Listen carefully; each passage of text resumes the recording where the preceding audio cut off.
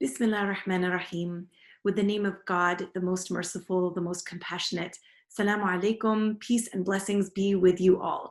Welcome back to this final session in the Cambridge Muslim College's Ramadan program entitled Arts, Culture, and History, Lessons from Our Islamic Heritage. In this series, we've been reflecting upon our present by exploring the varied and dynamic cultural, artistic, and intellectual spaces of Islamic history. Last week, with Canadian singer, artist, and poet Dawood Wornsby, we explored how the vast world of poetry, song, and music in Islamic cultures has been a means of joining and enlivening hearts. Dawood reminded us that, like the simple clay drum, we too are vessels of clay, ready to receive with our senses. Tonight, we explore the sensory experience par excellence in Islamic history, namely that most enchanting and beautiful abode of the Islamic garden. Throughout history, wherever Muslims have found themselves in the world, wondrous gardens followed. And as we'll discover tonight, the Islamic garden is a window into how Muslims envisaged and created contemplative spaces in which to remember their creator. Here to guide us in our journey of Islamic gardens this evening is garden designer and lecturer Emma Clark.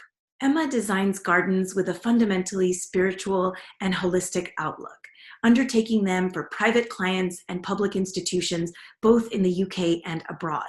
She specializes mainly in Islamic gardens, focusing on contemporary interpretations of traditional principles with naturalistic planting schemes and sustainability at the heart of her practice. Emma is senior tutor and lecturer on the postgraduate Visual Islamic and Traditional Arts program at the Prince's School of Traditional Arts. She has published 2 books in this area, The Art of the Islamic Garden and Underneath Which Rivers Flow. And recently, Emma also designed the beautiful garden of the famed Cambridge Central Mosque, which opened last year. Emma, we are so grateful that you could talk to us today about Islamic gardens. Thank you very much. Introduction. Thank you so much. You're obviously an expert on Islamic gardens yourself, Amina. But this is a great honor to be invited to be on this series of events, which you've run so professionally. So thank you. Thank you, Emma. Thank you, Emma. So I think we can probably start with right the beginning question that I think so many of us will be wondering at this stage, which is what actually is an Islamic garden and what are the features of an Islamic garden? Well, what is an Islamic garden? It is a question that's often asked of me. I mean, number one, the supreme element, the supreme feature is water, of course, and this is closely followed by shade. And of course, one cannot have shade without water. But before I go into those sort of actual elements of the garden on earth, as it were, I usually start by saying that the Islamic garden is a kind of divine meeting place between 4 factors, 3 horizontal earthly factors, if you like, and 1 vertical transcendent one. And one of them is, it's the idea of paradise being a garden is not Islamic, of course. I mean, it is Islamic in that we embrace it as Muslims, as do Christians and Jews from the Bible, but it's very ancient. It goes back to the Epic of Gilgamesh, which is one of the oldest, if not the oldest writings known to man. And in this epic, this is I think 4000 BC, he talks about paradise having a fount and shade in it. So that's one, this is one aspect, this sort of very ancient aspect, which has been renewed, as it were. Then there's the idea of, well, the Oasis Garden. Of course, Islam was born in the desert, and therefore any water was seen as sacred. And so water and the palm tree are again the Oasis Garden is also feeds into this idea of paradise and greenery. And the other is the fourfold form, which again on earth is the 4 directions of space. So it's completely rooted in the cosmos, if you like. It's rooted in earth, and in Iran, they took this to new heights. Again, you know, ancient, really sort of 2000 BC and earlier. Their gardens and their hunting parks had these 4-fold design, which is completely from the practical point of view, of course, it works best because you want to water as much area as possible with minimum amount of water. So you would go in 4 different directions. So these are the sort of 3, what I called horizontal earthly features. And of course, the key in Islam is the Qur'an, of course. And this is in Surah Al-Rahman mainly. We have the descriptions of the 4 gardens or 2 pairs of gardens. I mean, there are about 130 references to the gardens of paradise throughout the Quran, but Surah Al-Rahman, chapter 55, is the one where they're described most in the greatest detail, if you like. 2 pairs of gardens. There's the lower and the higher pair.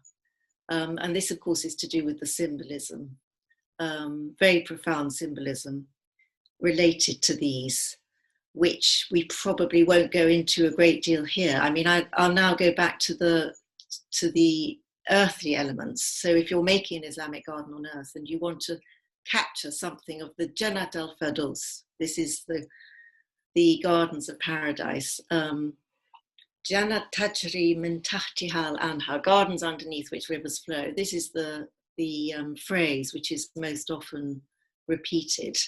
So this idea of water flowing underneath, it's a very beautiful idea, and I would say it hasn't been captured that many times in gardens across the Islamic world. I mean, I think the time I most experienced it was in Iran, in fact, where at the foot of the mountains above Tehran, you can go walking in the woods there, and this wonderful clear rushing water comes down from the melted snow. And then in the cafes, I don't know if you've been, Amina, they put these sort of iron bedsteads with a carpet on top, and they straddle the streams. So you're sitting on the carpet, on this not particularly comfortable bed, but it doesn't matter. And you've got water flowing underneath, and you're sitting and you're being brought a delicious food and tea, and you can lie down, maybe a shisha if you're so inclined, and look up through the trees, quite often the oriental plane tree, Platanus orientalis, and then and you see the blue sky, and it's a taste of paradise. There's no question. So they capture it there beautifully. So Emma, water and shade in this Iranian garden seem to have come to the fore with great visual clarity. What are the other features of an Islamic garden aside from water and shade? Well, one of them is enclosure, this idea of enclosure. I think Jannah means sort of hidden and secret as well as garden.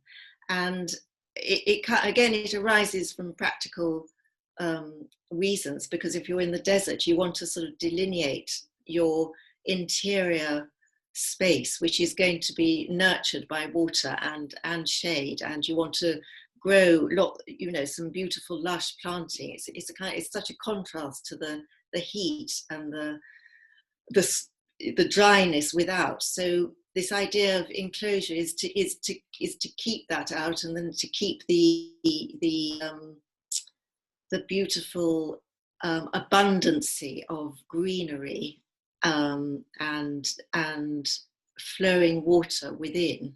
And of course, this has a beautiful symbolism as well. It's about the interior, our own interior garden. We all have our own interior garden, which needs to be nurtured.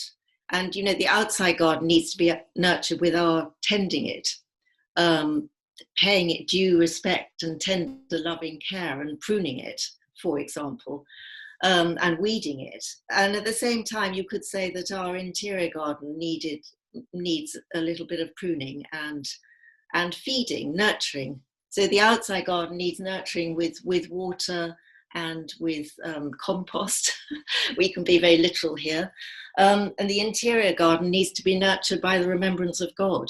And this is how we, in this pandemic in particular, both the exterior garden and the interior garden are becoming more and more important. They're crucial for our sanity, in fact, just our sanity, as well as being a beautiful and calm place to go. So enclosure is about really keeping the world, as it were, outside, and then a sort of stillness and calm within. And I think at the Cambridge Mosque Garden, there's a very small, what's called a community garden, which is adjoining the pavement.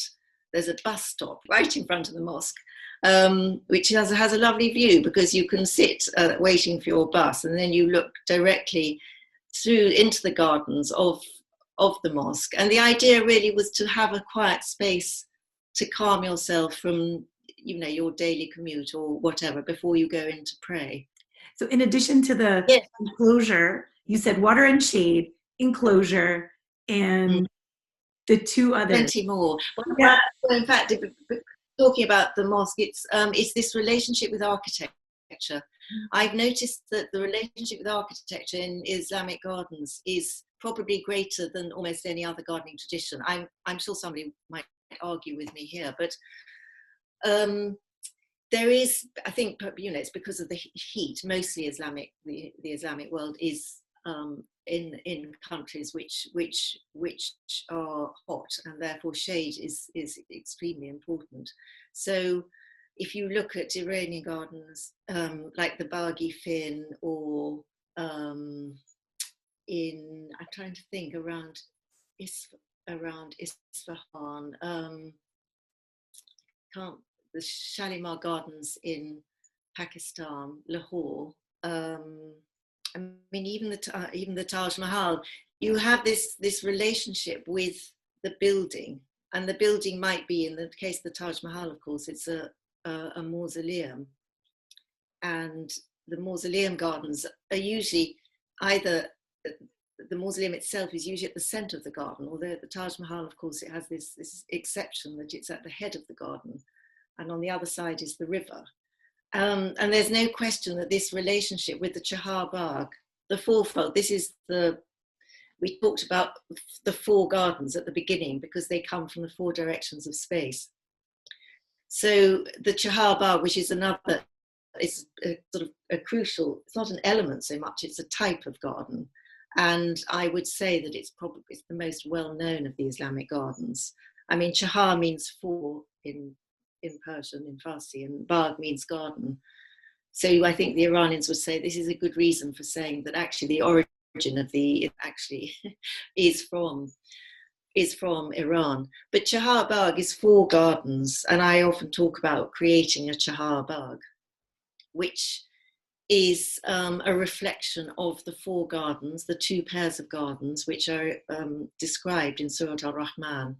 So I think when it comes to making an Islamic garden today, especially an enclosed one, I mean, the idea of enclosure is very prominent in traditional Islamic cities, for example, in Fez, or I mean, even in the older areas of Marrakesh, the traditional architecture is around an enclosed space, partly because of the climate, of course, and this is a way of being cool, and it's a way of enclosing the garden within.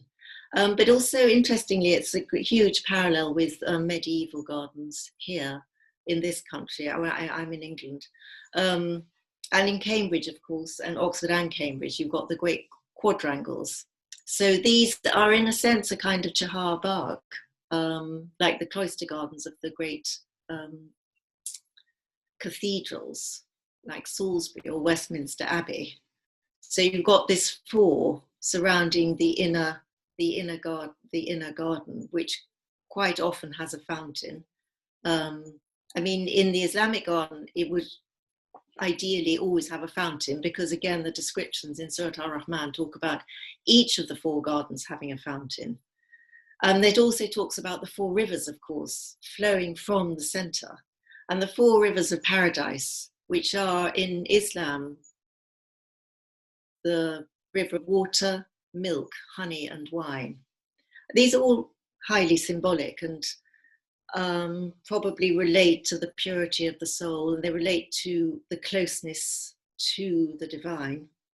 I mean, this is why in Surah Al-Rahman it talks about the two lower gardens and then the two higher gardens of the souls who are closest to our Lord. And this is measured by the purity of your soul, if you like. Mm-hmm. So water, shade, to sum up what I've said already, enclosure, relationship with architecture, and the Chahar Bagh, really. These are all key elements of the Islamic garden on earth.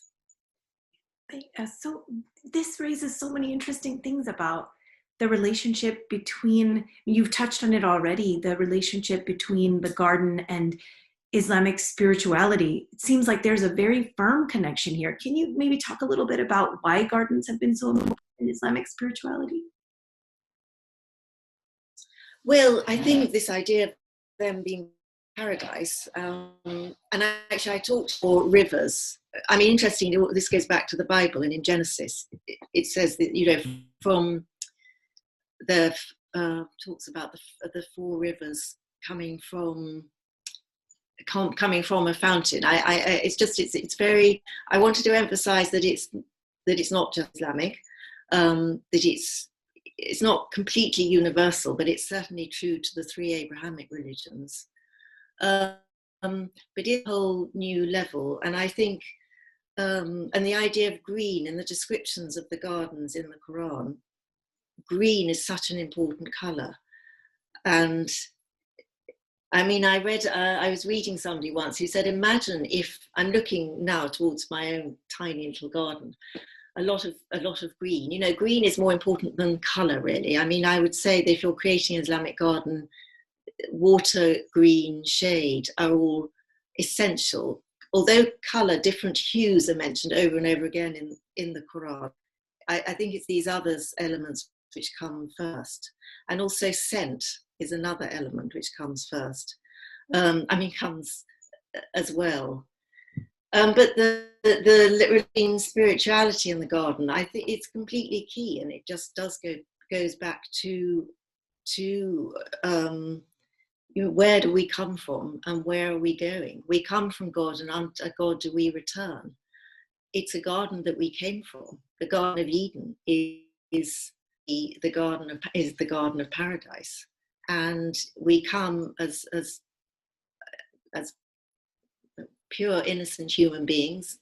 There is the fall, and our whole journey is to sort of regain that paradisal garden.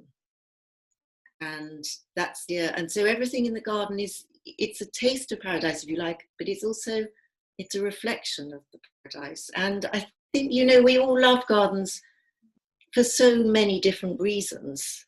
And there's so many different layers of understanding. And I think the more you work in a garden, I mean, we've all heard an awful lot about how healing it is to be in a garden. And healing, and the birdsong. People have talked about birdsong so much recently because there have been no aeroplanes. It's completely wonderful. Paradisal in themselves, and speaking the language of the gods. And water, you see, is a symbol of the soul. So that's another thing. From all my experience of traveling around the Islamic world and looking at the Islamic gardens, they use water in a way which is much more varied than any other gardening tradition. Again, I think people who love Italian gardens would probably argue, but there's the stillness, and there's the running water, and there's the way, in Iran, they carve these beautiful stone chadors. Chador means a shawl. So it's a shawl of water, and it's carved so that when the water falls over, the light falls upon the water, and they get this wonderful sort of sparkling, diamond effect. It sounds a bit cheesy, but actually it is very, very beautiful. And it is a reflection of the soul. I always ask the question, why is water so important in a garden, even wherever you are in the world, even if it's in somewhere cold? Because when you walk around a garden, and there are many, many beautiful gardens to visit in Great Britain, in the United Kingdom, you kind of hear water. There's this lovely sound, and you are drawn, and you want to sit by it. It's always at the end where you want to sit, because there is this idea of being at home. After all, we're 7 water or something. So we feel it. Obviously, we're not fish, but there is a sense of feeling at home and of feeling at peace. And again, you know, with this pandemic, we're allowed out once a day in the UK, and I often go to the river. It's not very far. I can bicycle to the river. It's rather crowded, but the few friends that I've seen, that when you're by water, there is a sense of, I don't know, it's healing, it's soothing, almost in whatever form. But perhaps not when it's, when it's a rushing waterfall. That's a different kind of, that's a sort of invigorating, if you like. That's invigorating. But if it's calmness you want, the River Thames is on slowly and never stops, inshallah. Do you feel like this idea of healing has been something that is quite talked about, or was it something consciously thought of in garden design throughout Islamic history and even now? The idea of healing. Well, that's a very interesting question. I think there definitely, I mean, there's a wonderful book about the Prophet and alayhi salam, and the healing plants and the plants of the Qur'an. In fact, it's interesting, very few plants in a way are mentioned in the Qur'an. I think it's under 70. They're usually to do with food. So because the idea of, I mean, really, I think plants at the beginning were grown for food and for medicinal purposes. So I think healing was a big thing. And when you think of, say, in Turkey, when they built those beautiful mosques, there was always a hospital attached to it, and a garden within the hospital. I'm thinking of the Süleymaniye in Istanbul. There is a garden there. Whether that was there at the beginning, I'm not certain. When they created these big gardens, say from the 16th century, I mean, I'm thinking of the Taj Mahal now, and Mughal gardens, the gardens of Iran. I mean, and also I always go back to the Alhambra, which was earlier, in fact. It's like 12th to 14th century. I haven't looked into it enough from the healing perspective. I think they always knew that there were healing powers because, of course, the Quran talks about it. For every illness, there is a remedy. Look at the way that honey is, the different remedies with honey, and all the herbs, of course, sweet-smelling herbs, and basil, which is rehan, which is usually translated as basil. So I think it was a central part of it, but I have to say I haven't done enough research into that myself. But I think today now more and more we're coming to realise that just on a much more profound level than just the sort of the bodily, as it were, gardens are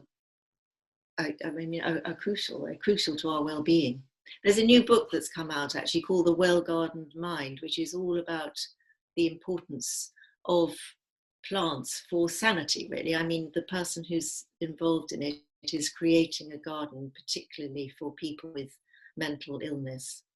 The Victorians knew this, actually. In what they called lunatic asylums, they always had gardens to help heal those who were mentally ill. And of course, there's one I usually say I don't know if it's final, because I'm not sure if I've mentioned every single element, but in the Quran it clearly says there's one word spoken in paradise. You know that word, Amina. It's salam. It's peace. And we all want peace. We want peace not just outside, but more importantly, we want peace from our own preoccupations and our own worries and anxieties, which have been come to the fore, really, because we're not allowed out very much. Emma, I was going to ask you if you could tell us a little bit about your own journey into how you got involved with garden design and what drew you to the study of Islamic gardens. Oh, Lord. Well, I was very lucky, and I think completely providentially, I went to study under Keith Critchlow, Professor Keith Critchlow, who very passed away very recently, Alea Khamu. I was at the Royal College of Art, 1988 to 1990, and he was teaching under it was called the Visual Islamic and Traditional Art School. And I really had no idea what I was doing. But he introduced me to Islamic art, the geometry for which he's famous. And for some reason, I wrote my MA thesis on the symbolism of the Islamic garden and garden carpet. So I think it was just being in that environment, being opened up to something I'd never come into contact before, really, which was that art has meaning. Art is beautiful because it has meaning. I mean, as Plato is, or Socrates is supposed to have said, although no one seems to be able to find out where he said it, beauty is the splendor of the true. And I think througthrough that, and I studied Qur'an and actually Sayyidat Hussein Nasr's book, Spirituality and Islam, or Islamic Art and Spirituality. So these were all huge openings for me at the time. So that was the sort of beginning. And then after leaving there, and then I went back to teach there, of course, it's now become the School of Traditional Arts. I think my whole heritage, my mother's a very good gardener. And so because then I entered Islam in 1990. So it was a combination of somehow my very English background with the spirituality of Islam came together in actually making gardens. And that was a great thing, really. That's completely, I have to thank God for that. Alhamdulillah. I mean, for a long time, but I'm not going to, from practical reasons. I didn't want to write more books about it, although eventually I did write a book, as you mentioned. But I wanted to do something practical, because you want to make beautiful things. You don't want to keep writing about them. You don't want it all to be abstract theory. I mean, I don't know. I mean, you've done a lot of academic research. You're a true scholar, Amina. I sort of like to get my hands dirty. I'm so envious, because since, our first guest was Dr. Bilal Badat, and then we had another. So one of the key things throughout this series has been bringing someone who works on the theory as well as the practice, and showing how these two things are so interrelated, that you can't just be a scholar working in the abstract, that it is actually essential to combine some kind of practice and understand how these things are all interrelated. So I'm totally envious of your field of study, and wish that I'm dreaming of going back in time and just studying gardens, because you've created such a rich and incredibly beautiful world, just to be able to live in this world. And one of the things I wanted to ask you, Emma, just since you drew on it in your own personal story too, was this combination of kind of your English background and your study of Islamic gardens. And I wanted to ask you, is there any kind of link between Islamic gardens and gardens in England or other parts of sort of Western Europe, as we know? Yes. But I talked about the plan, the similarity being the enclosed fourfold Islamic garden and of the Cambridge and Oxford colleges, and the cloisters of the different cathedrals across Europe. There's the idea of the enclosure, the idea of the fourfold, which is very much of the earth, because 4 is the number of earth. And of course, the sphere is the celestial realm. And quite often you have circular fountains in the middle of the garden. Sometimes I show, if you look at the Kaaba, which of course is practically a cube, and then the circumambulation is a circle. This is heaven and earth meeting. Now, if you look at Sissinghurst, for example, which is a very famous garden in the southeast of England, to Sackville West, there's a wonderful photograph of there's a sort of circle where she has an enclosure of a yew hedge.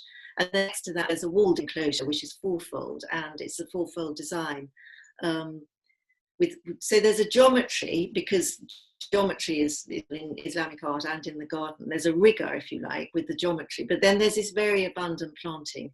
And I think this is true of all the great gardens in England, what are to be the great gardens, like Great Dixter and Sissinghurst. You get this, you get both. And you get both in the Islamic. I mean, look at Enralife. There's a lot of geometry there, but there's also a lot of planting. I would say there needs to be more planting there, actually, But when you look at old photographs, particularly of the Court of Myrtles and the Court of Lions, now the Court of Lions is like it's a bit of a shadow of its former self, really. It still has incredible beauty, but instead of originally the four quarters had luscious planting in. You had this lovely balance between planting and the architecture. Now, of course, and it's for practical reasons, of course, the damp ruins the architecture. So they've recently put marble everywhere. So the light is too glaring, because light is so important in Islamic architecture, and it's too bright. And I think they've now got a citrus plant in each of the four quarters. But yes, there is this similarity. Just to go back, there's a similarity between this balance between rigor and abundance in the planting and in the geometry. And there are many, Sezinco, which is a garden in Gloucestershire, that was actually inspired by Mughal gardens, because the person who owned it had been in India. That's a slightly different matter, but I think what it does make Islamic gardens stand out in a way is the fact that the intention is to make something which is a reflection of heaven, or to give a taste of heaven, or which is intended to be contemplative. It's there for us to take a deep breath when we go in, and to sit and to just have that time, a little bit of quietness, to remember who we are. And in English gardens are much more practical. We're very practical. The French are the philosophers. The English are they're practical. They just get on with things and they start digging, and they don't think too much. And there's quite a lot of truth in that. But I think a key is, and that's why I think that Islamic gardens might, although people here think, this sounds very alien, we don't want one in our completely different climate. Actually, a lot of the plants that we use they originate not necessarily in the Middle East, but in the Mediterranean. And there's a lot that if you have the principle of design from Islam, and then you have local planting conditions, I think there's a beautiful combination, there's a beautiful harmony there, and they aren't so different. So I think there are similarities, especially if you go back to, your own special subject, Amina, which is Islamic Spain. I think they're the books that I generally look at there. They're all the medicinal, books are from the Muslims from about the 14th and 15th century, aren't they? Or even a little bit earlier. And I quote them in my own book. It's quite interesting. The things that they say from 1400 we would do now. It says something like, grow your climbers on a sunny facing wall. And it's all exactly the same. I've gone a bit off subject. No, it's perfect. Actually, it leads us exactly to what I wanted to ask next, which is all of this must have connected for you in a very tangible way during your designing of a beautiful garden in the Cambridge Central Mosque project. Can you tell us a little bit about your work there and how you did that designing and what that garden is supposed to be?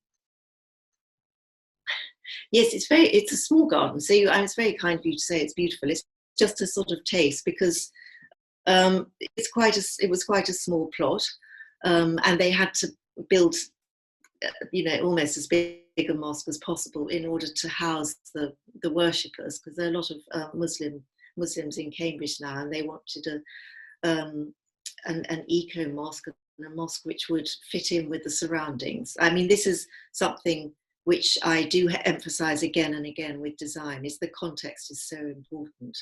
So, but of course, first of all, the idea of having the Islamic, there's a Islamic, what we call the Islamic garden, which is like a Chahara Bagh, which is closest to the atrium of the mosque coming out. And then there are the railings.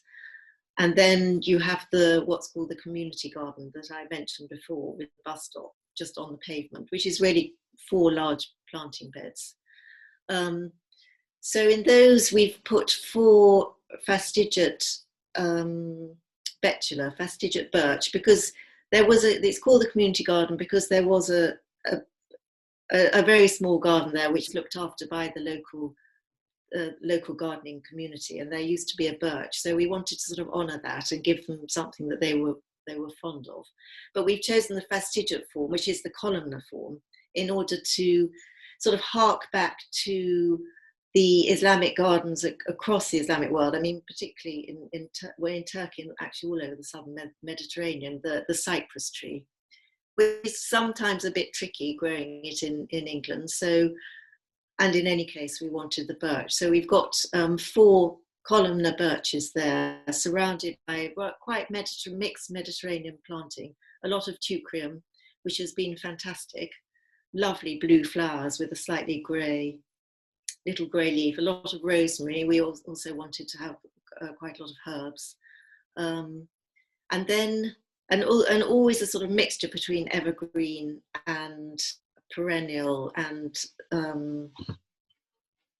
non-evergreen. Suddenly can't remember the name. In any case, the roses, we've got many roses. Roses are extremely important in Islam and in England. And I'm very fussy about roses, and I particularly wanted to have a lot of damask roses. Damask are the old roses. They come from Damascus. In theory, they come from Damascus. The history of the rose is argued about over and over again, but there's no question that some of them do come from Damascus. So we've got Celsiana. We've also got some more contemporary ones which are more disease resistant, but they have the old rose, which is what David Austin's, who's a rose grower, sort of specialises in old roses, which are repeat flowering, and etc. We've also got Celsiana, which is a damask rose. Did I mention that? Trying to think. And then, of course, tulips. I mean, the whole planting was a balance between what grows well in England and which also gives you a taste of the Islamic garden, if you like. I mean, obviously, we're not going to plant date palms.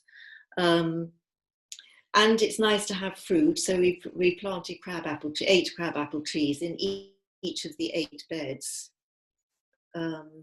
Because fruit is so important in the Qur'an. If you read when you read the descriptions, you know, it's supposed to be the paradise garden of delicious things to eat, and the 4 key plants, in fact, are the date palm, the fig, the pomegranate, and the olive, which are none of which are really going to survive at all well in Cambridge, which has a very cold east wind, as you know, and it's very exposed.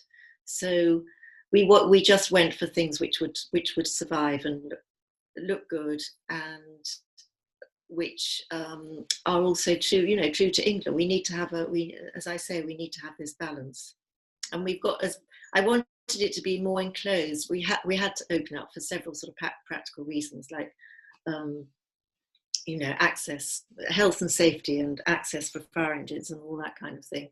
So we've got, for our structure, we've used the enclosure of evergreen yew hedges to give a lovely dark green sort of background to the planting. I'm sure I talked about tulips, such thing. Again, we've used some cultivated ones, but the species ones which come from Turkey, and I'm mostly, which are the smaller, and then the lily, what are called the lily flowered ones, because if you look in a lot of miniature paintings, you have there are tulips. They're usually these ones with pointed petals, which are called lily flowered tulips. And of course, again, in miniature paintings, you get the cypress tree, dark green, tall cypress tree next to the blossoming fruit tree. So a yew hedge with the blossom of the crabapple, that's the closest we could get to that. But it looked very pretty a month ago. I'm sure that's over now. I haven't been there 6 weeks or Is something. it a garden that's designed to have a kind of seasonal? Does it have a seasonal bloom, or is it mostly? Is the best time to visit that garden in the summer, or would it have something that you can enjoy at all? No. As far as possible, we've got something all the way through the seasons.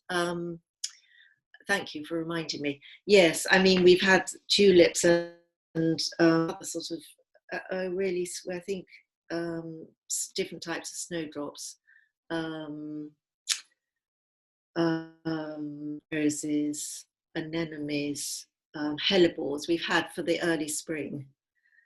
And now we're coming into summer because we're now halfway through May, so the roses are all in bud. We have lots of other perennials apart from the teucrium.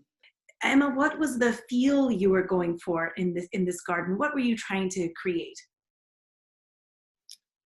We were trying to create something which gives one a taste, we hope, of the Paradise Garden, but it also reflects contemporary concern for the environment, of course, encouraging pollinators, biodiversity. So you choose plants which are particularly liked by bees and by butterflies. Also the sort of naturalistic look. People think that Islamic gardens can sometimes be very rigid and practically like Victorian bedding, which is, I would argue, is really not the case. I talked about the balance between rigor, and this is what we were going for. So you enter the garden, if you come through the main gate, which is in fact you normally come from the side, but it doesn't matter, you go through the garden from the side, and then in the very center there's the fountain with it's a circular fountain with so the water is ever flowing like the eternal waters of paradise. And within the 8 beds, there's 4 beds each side, so it's like a small chahara bagh each side of the fountain area where you can walk through or sit on the benches. This is naturalistic, I would say. We really want to give the impression of being not, I mean, to say wild is, we've got a mixture of roses and perennials and a few grasses, quite tall perennials like baptisia and some salvias, to just to give this sort of naturalistic look, to balance the layout of the geometry, and within the frame of the dark green of the yew hedge, there's colour. There's so I think that's all. It's become more and more important in my work, and the friends I was working with is just encouraging nature. It sounds a bit that sounds extremely vague. Not going for the highly cultivars. We're going much more for the species flowers, and just to keep that sort of slightly semi-wild look, and sort of flowing look, if you like. When it is very windy there, and it's rather nice to have this gentle breeze. So that's very much part of it. And all around the edge we've got climbers, which most of them will self-cling, and scent. I mean, I talked about scent being an important element. We've chosen, as far as possible, a lot of scented flowers. Emma, do you think that most of us, well, it's hard to speak for the entirety of the people, but I think a lot of us, certainly myself included, have almost zero to fraction knowledge of this kind of garden planning and how to create this very balanced between the rigor and the beauty, what you were describing, the rigor and the kind of wild. Would you say that, in your estimation, in your work, is this something, have we become disconnected from our knowledge of this heritage? And if so, why do you think that is? Yes, when you say we, I'm not, I'll, I think in England we're called the nation of gardeners. So certainly in the country, people are they're not disconnected. Having said that, 85% of people in the UK now live in towns, and yeah, there's a very clear reason why we've become disconnected, and we don't have gardens. People live in flats. And I mean, in this lockdown, it's absolutely horrendous for people living in high-rise blocks who have nowhere to go, and they can only sort of see it miles away outside their window. And it's a huge, huge privilege to have even a tiny little patch like I've got. So I think those are sort of obvious reasons. And I think, I don't know, when I went to school, I went to school somewhere in the country. So we used to do gardening, which I have to say I wasn't very keen on at the time. But, I was lucky enough to be brought up with a garden. Now, most people are not. So there is disconnection. Thank the Lord, we have fantastic parks here. And I don't know about Tübingen, which is a smaller town, so you can probably get into the country more easily.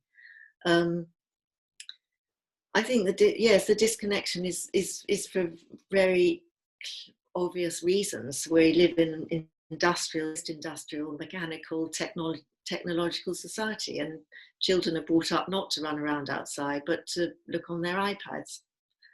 I don't know. It's an uphill struggle, but it's hugely important, obviously, and it's contributed to mental illness, I would imagine. I mean, I don't know if there are statistics for this, but they keep saying how important it is to have a garden for mental well-being, and there is really no question about that. I mean, in a way, it's been said a lot, but it deserves constant repetition. Also, I think one has to remember to you look at the garden and you look at flowers, you go into the park, you feel a sort of sense of relief in a way, and a sense of release, because you can just lie down on the grass and look up through the trees. But also, we have to remind ourselves that it is beautiful, but what is it? Why is it that nature does give us this great solace? And I think that's what we've forgotten as well. Certainly in this country, quite a lot. We do love the gardens, we love nature, but why do we love it so much? And there is, if one can open one's heart and mind, nature is a book. It's a book of symbols. It's a sacred text. Everything speaks to us if we understood that every leaf was a symbol of our creator, of the divine. I mean, it's easy for us, you and I, and probably most people who look at these Ramadan events, they're probably practitioners of a faith, and probably Islam, so it's an easy thing to believe. But most of my family are probably agnostic, and they love nature. But to actually acknowledge the fact that there is a divinity behind this nature, that's a whole other step. And this is something that Sayyidah Hussein Nasr has talked about a lot. I might even have a quotation.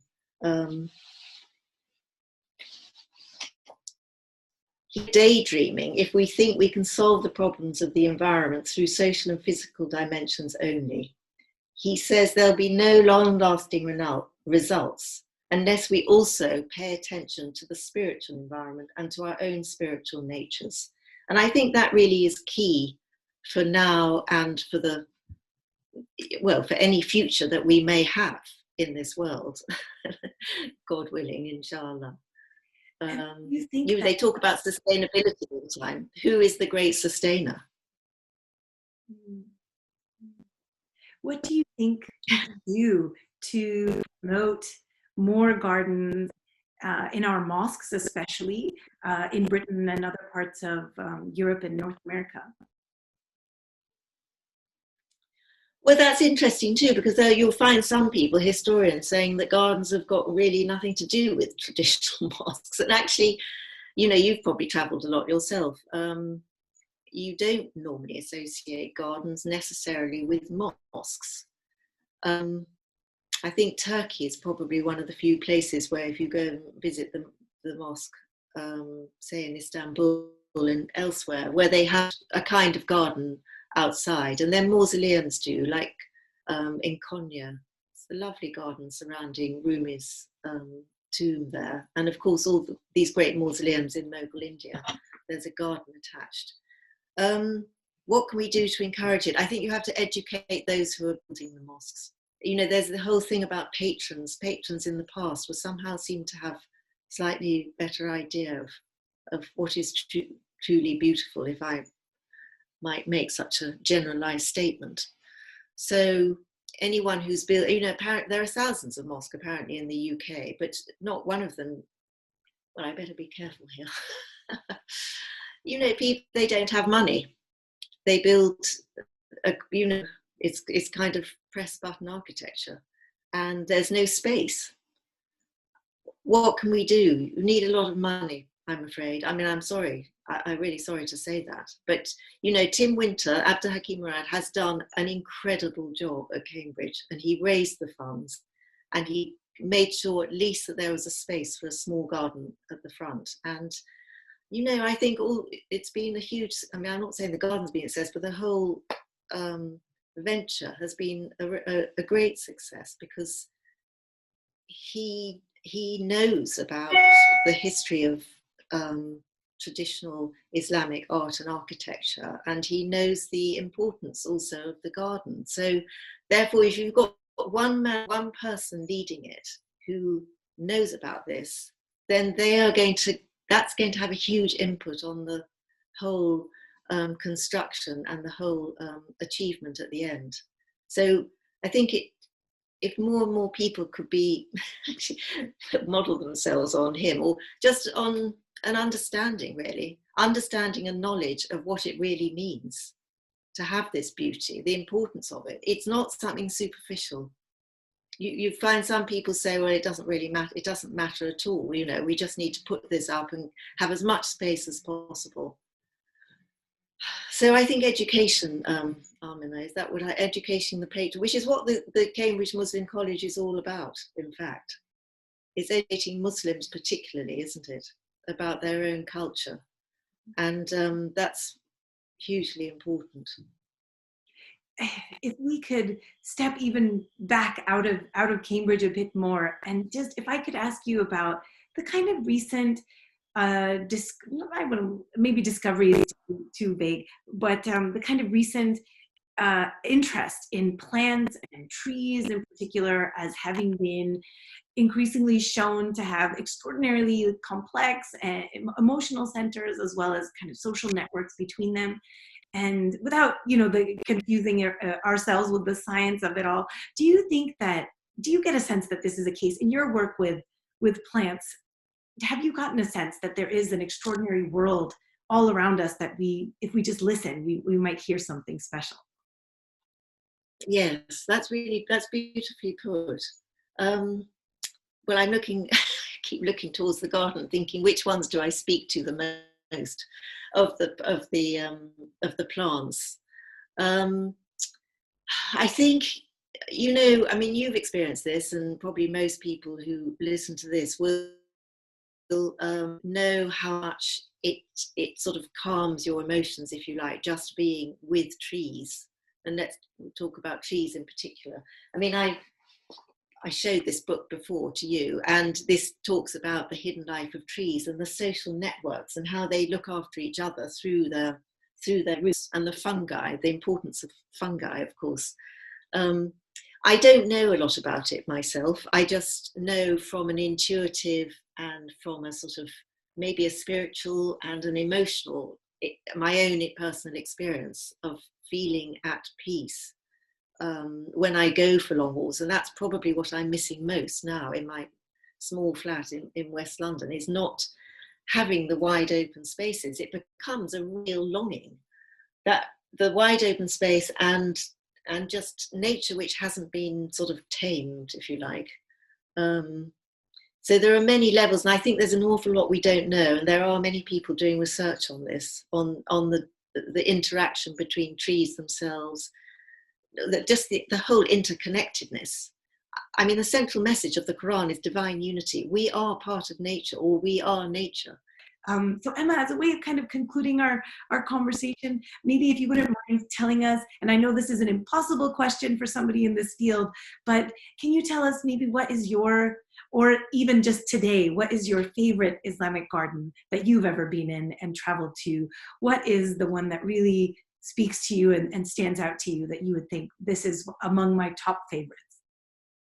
Oh no, that's very easy for me. It's the Henry Khalifa, the Alhambra and Henry Khalifa, and I've been really privileged because I've been there many, many times. I mean, really, very, very lucky. I've been with this a lot on school field trips, but I've also been, just with friends, because there is something very, very sort of rather magical about it, and it takes you. Especially if you've managed to get there. Even not that long ago, I managed to get in very early in the morning and there was nobody. It's always crowded, but we were right at the front. And because I'd already been in a few times, I knew what I wanted to do. And I just sort of rushed in and you got there in the silence. And it was just extraordinary to be in the Court of Myrtles and the Court of Lions with nobody there except a few guards. And then you got a taste of what it must have been like. And the experience, because it's on this beautiful human scale, and in spite of these 6,000 people a day who go through there, there is a presence, and it's a divine presence because it was made according to certain principles. It was made by people who did understand what they were doing, really.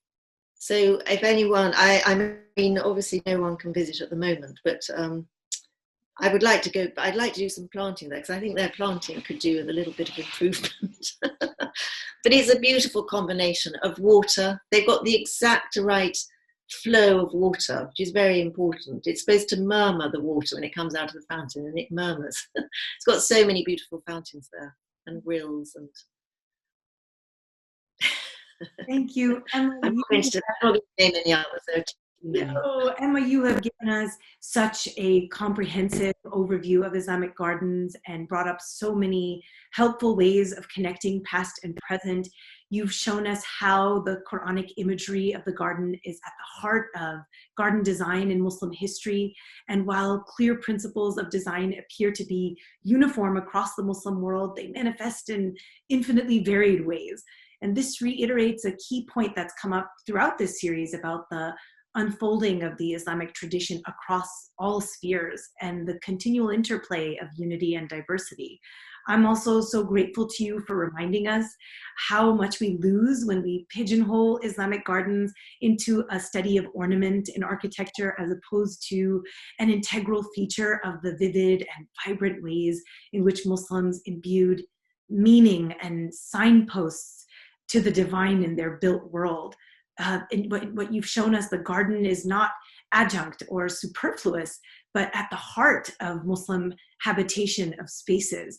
And appreciating this can nourish our current building projects with a much deeper understanding of the role of gardens in Muslim public and private spaces. And most importantly, you've created such a vivid image of gardens that we are so thankful to you, especially as we approach these last days and nights in this most sacred month, for reminding us that even if we don't have a garden in which to sit, we can surely find a garden within in which to ponder, reflect, and contemplate upon the glories of the Creator. So Emma, I thank you so much for your time and your insight. That was a brilliant summing up, Amina. Thank you so much. It's been a great pleasure and a great honour to participate in these. I hope everyone manages to get out into a park or some kind of garden for these last few days of Ramadan. Actually 10 years, 2 weeks.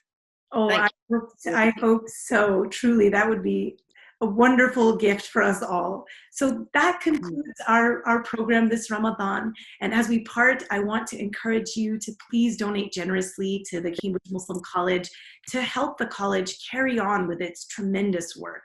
I'm also grateful to the college for the opportunity to participate and benefit from so many of the wonderful talks and lectures this Ramadan. And a special thanks to Zainab Kaba for her organizing and Tariq Chaudhry, the media and digital officer of the college, for all the editorial work and background, ensuring that everything runs so smoothly. And finally, I want to extend my heartfelt thanks to all of you who tuned in for these Saturday evening sessions. I wish you all health and peace and beautiful last days of Ramadan and joyful days of Eid, and of course, eternal gardens underneath which rivers flow. Assalamu alaikum wa rahmatullahi wa barakatuh.